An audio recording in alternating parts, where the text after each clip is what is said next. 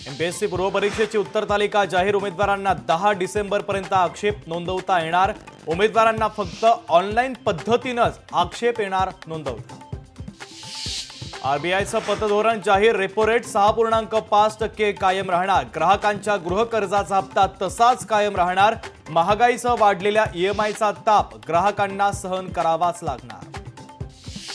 शपथविधी सोहळ्यावरून भाजप आणि राष्ट्रवादीमध्ये नाराजीचा सूर। मोठ्या मंत्रिमंडळाच्या शपथविधीची होती अपेक्षा, तिघांचाच शपथविधी झाल्यानं अनेकांचा हिरमोड। काँग्रेस नेते राहुल गांधी यांच्याकडून बाबासाहेबांना अभिवादन। दिल्लीत संसद भवन परिसरामध्ये बाबासाहेबांना अभिवादन। महापरिनिर्वाण दिनाच्या निमित्तानं महापालिकेची विशेष तयारी। भीम अनुयायांना सोयी सुविधा पुरवण्यासाठी पालिकेची विशेष तयारी। महापरिनिर्वाण दिनाच्या पार्श्वभूमीवर दीक्षाभूमी गजबजली। नागपूरमध्ये दीक्षाभूमीत दर्शनासाठी अनुयायांची गर्दी।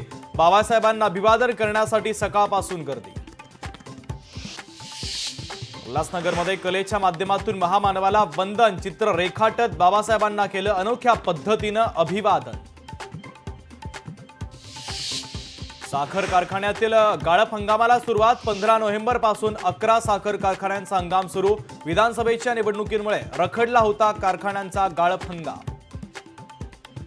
ढगाळ वातावरणामुळे द्राक्ष आणि कांदा उत्पादक संकटात। गेल्या 2 दिवसापासून नाशिक जिल्ह्यात पडतोय अवकाळी पाऊस। छत्रपती संभाजीनगरमध्ये जोरदार पाऊस सुरू। 48 तासात दुसऱ्यांदा पावसाची हजेरी, तर मराठवाड्याच्या इतर जिल्ह्यांतही पावसाचं आगमन। सिल्लोड शहरासह परिसरामध्ये पावसाला सुरुवात। हवामान विभागाचा अंदाज ठरला खरा। कन्नड, फुलंब्री, खुलताबाद, गंगापूर तालुक्यात पावसाला सुरुवात। पुण्यात भरधाव मोटारीनं 5 वाहनांना उडवलं। बाणेर सूस रस्त्यावरची घटना। गुन्हा दाखल, तर अपघातामध्ये सुदैवानं कोणतीही जीवितहानी नाही।